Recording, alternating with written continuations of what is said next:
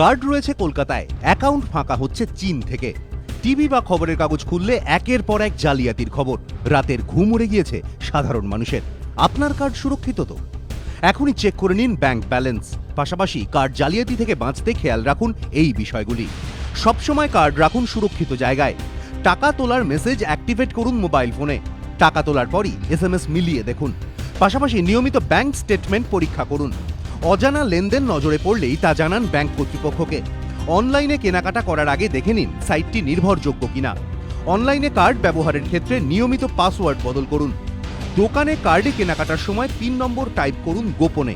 Card হারিয়ে গেলে বা চুরি হলে সঙ্গে সঙ্গে জানান ব্যাংক কর্তৃপক্ষকে। কার্ড খোয়া গেলে ফোন ব্যাংকিং এর মাধ্যমে বা ব্যাংকের সাইটে ঢুকে কার্ড ব্লক করে দিন।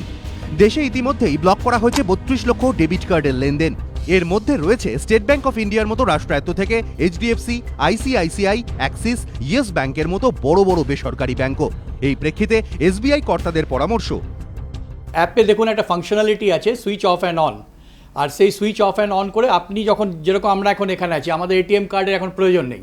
তারপরে আছে আপনার পস, তারপরে আছে ই কমার্স, এগুলোকে আপনি বন্ধ করে রাখুন। তারপরে যখন আপনি এটিএমে যাচ্ছেন আবার ওটাকে অন করে দিন।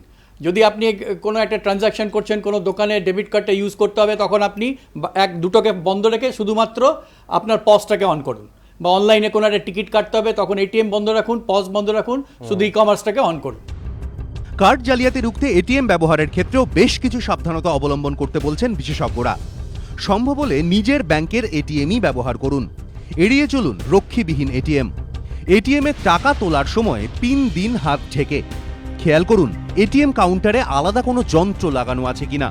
নিয়মিত এটিএম পিন বদল করুন। এ তো গেল কি করবেন তার কথা, কিন্তু কি করবেন না।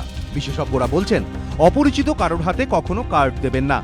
কাউকে জানাবেন না কার্ডের সিভিভি নম্বর বা পিন। কার্ডের সিভিভি নম্বর বা পিন লিখে রাখবেন না। দীর্ঘদিন ধরে একই পিন ব্যবহার করবেন না।